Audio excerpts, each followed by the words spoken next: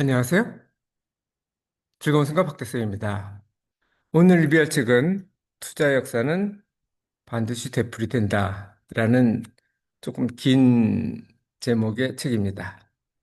이 책의 저자는 86번가라는 데를 운영하기도 해요. 제가 검토를 해봤는데 프리미엄, 네이버 프리미엄이라서 한 달에 3만 원인가 내더라고요.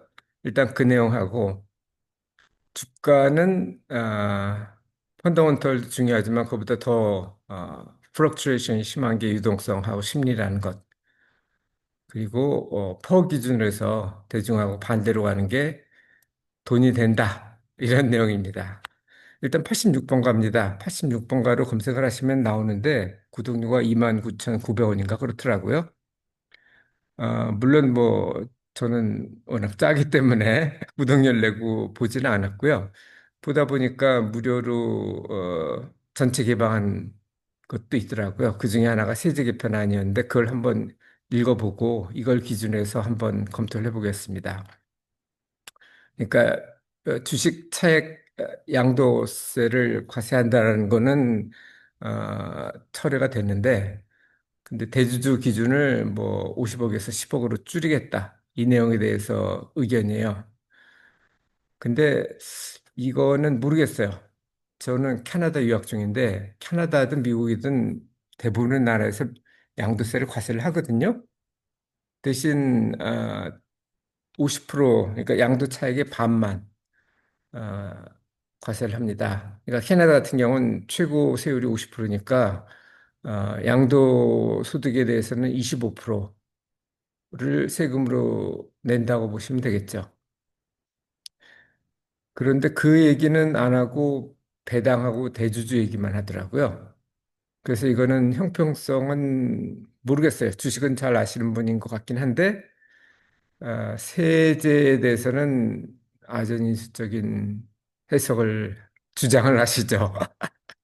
어쨌든 배당도 여기서 얘기가 나왔는데 문제는 의보죠. 캐나다 같은 경우 의료보험이 정부에서 내주기 때문에 그래서 세금이 높죠, 세율이. 근데 한국은 그렇지가 않아서 예를 들어서 은퇴자가 배당 소득으로 뭘 하겠다. 월세는 부동산 중과세를 해서 곤란하고 주식은 배당도 또 의료보험 때문에 사실 어찌 보면 이것도 과세에 해당되잖아요. 근데 해외 같은 경우는 예를 들어서 캐나다, 한국도 법인 같은 경우 그렇게 하고 있습니다만 법인에 대한 배당에 대해서는 그렇게 하고 있어요. 이중과세를 방지하기 위해서 예를 들어서 내가 뭐 만불을 받았다 그러면은 이 만불이라는 거는 법인세 내고 난 거잖아요. 그러니까 법인세를 만약 20%를 줬다고 치면 소득을 만불이 아니고 12,000불로 일단 보는 거죠.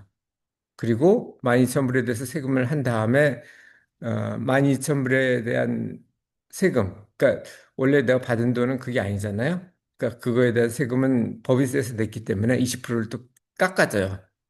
그런 형태로 과세를 합니다. 기본적으로 소득이 있는 곳에는 과세가 원칙입니다. 캐나다 같은 경우는 차이가 있다면 일가구 일주택은 무조건 면세예요. 그게 100만 불이든 200만 불이든. 근데 한국은 그게 9억인가 뭐 12억인가 제가 정확히 모르겠는데 저는 그렇게 비싼 집을 사본 적이 없어서 어쨌든 하지만 배당이라든지 아니면 임대는 무조건 과세입니다. 일주택이든 뭐든. 근데 한국은 주택은, 일가구 주택은 일부만 면세를 해주고, 주식은 양도세는 무조건 면세고, 약간 차이가 있긴 해요. 근데 모르겠습니다. 활용을 만약 한다면, 대주주 50억에서 100억으로, 아니 10억으로 줄인다면, 연말에 소형주 투자를 하는 건 괜찮을 것 같아요. 연말에 그 50억, 아니 10억이죠. 10억 대주주 양도세를 내는 것보다는 사실 싸게라도 팔고 연초에 다시 사는 게 낫거든요. 그거를 개미들은 또 이용할 수도 있겠죠. 소형주 가격이 떨어지면 대형주도 떨어질 수 있겠지만 일단 소형주가 더 낙폭이 심하겠죠. 그럼 그걸 사서 활용하는 방법이 있을 수 있을 겁니다.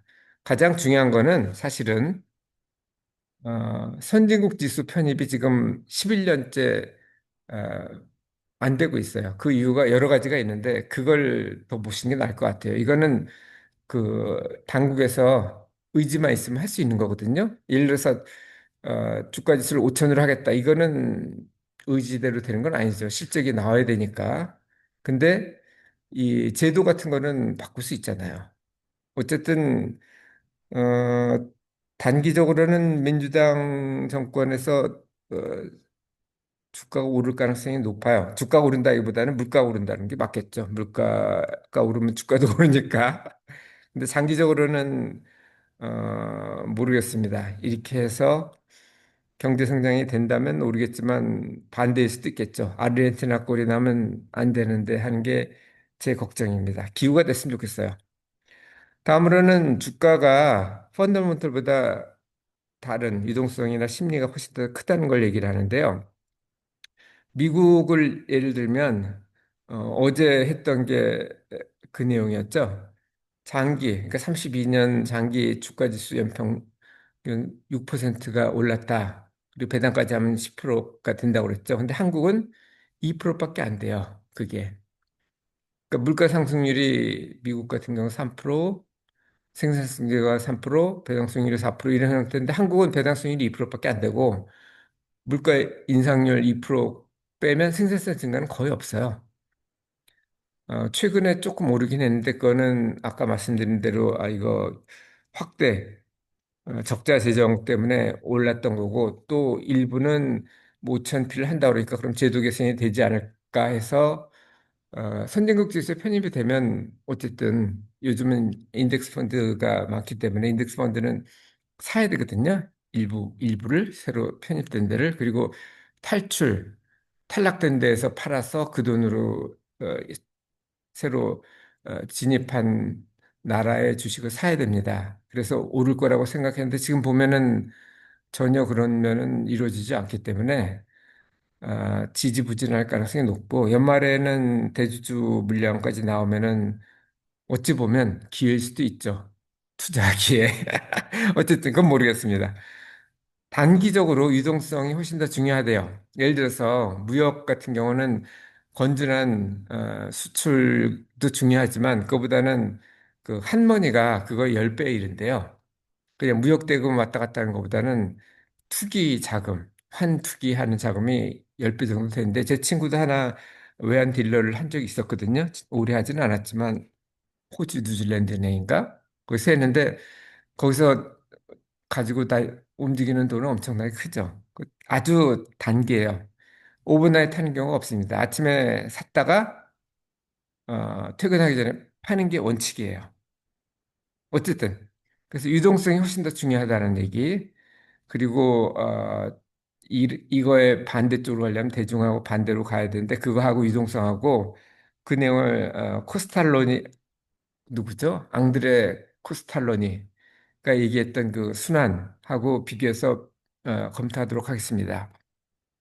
일단 경기가 안 좋다. 그러니까 기업 성장 실적이 나쁠 때 그러면은 당국에서는 경기를 살리기 위해서 노력을 하죠. 그래서 금리를 합니다. 금리 인하를 하면은 돈이 많이 풀리기 때문에 유동성 강세가 돼요. 실적은 안 됐는데 어, 주가는 오르죠. 살려는 살 수 있는 돈이 많아졌기 때문에 그리고 주가도 많이 떨어졌기도 해요. 이때 사면 좋죠.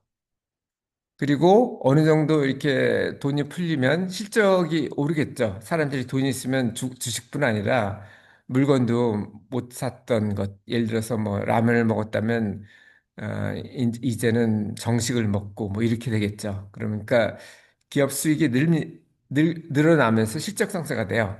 이건 당연한 거죠. 그리고 그 반대가 또 이루어집니다. 너무 호경기다. 그러면은 금리를 낮추고 그러면 금융장세하고 유동성 장세하고 정반대인 역금융장세가 나타나죠. 기업 실적은 여전히 좋은데 돈이 없으니까 주가가 빠지는 거예요. 원래 쓰던 또 관성이 있기 때문에 그러다가 다시 역실적 장세가 됩니다. 돈이 줄기 때문에 사람들이 안 쓰고 주식만 안 사는 게 아니고 소비도 적게 하겠죠. 그러면은 기업 실적이 떨어지게 됩니다. 금리가 오르면은 현금 흐름이 그 성장주 같은 경우는 현금 흐름이 나중에 있잖아요. 가치주는 지금도 현금 흐름이 있고 나중에도 뭐 별로 늘질 않아서 그렇지 물가 정도 이상은 오르겠죠. 물가하고 저기 뭐죠? 아까 얘기한 생산수 증가만큼 그 정도는 오르겠지만 성장주 같은 경우는 지금은 별로 없고 성장률이 훨씬 더 많은 거기 때문에 금리가 올라가면 미래 현금 흐름 할인을 한 가격이 그게 주가거든요. 이론적으로 그게 엄청나게 떨어집니다. 그래서 이 역금융 장세가 되면은 성장주가 많이 떨어질 가능성이 높아요. 이럴 때는 가치주를 사셔야 되죠. 그리고 이걸 어떻게 활용하느냐? 한국이 오르면 미국 주식 투자를 하는 게 좋습니다. 한국이 오를 때 한국 사면은 그때가 또 꼭지일 수도 있죠. 근데 한국이 올랐는데 미국은 아직 안 올랐다 그러면 미국을 사시면 확실합니다. 떨어질 때도 한국이 떨어지면 미국은 아직 안 떨어졌을 때 그때 사시면 되고 이걸 구체적으로 하면 한국에서도 금융주가 오르면 유동성 장세가 시작됐다고 볼 수 있겠죠. 그럼 경기 순환주를 투자를 하시면 돼요. 물론 금융주를 사서 거기서부터 볼 수도 있겠지만 금융주가 그게 또 꼭지일 수도 있겠죠. 그 유동성 장세가 얼마나 지속될지 모르기 때문에 그리고 박스권이면 아까 말씀드린 대로 가치주를 투자하시는 게 좋습니다. 자, 이 내용은 제가 다음 카페 3579번을 했는데 돈 있으신 분들은 한번 구독해서 86번가요? 거기를 보시는 것도 좋을 것 같고 뭐 아니면 저처럼 그 보수적으로 하시는 것도 좋을 것 같습니다. 이상 오늘도 즐거운 순간 박대선이었습니다. 감사합니다.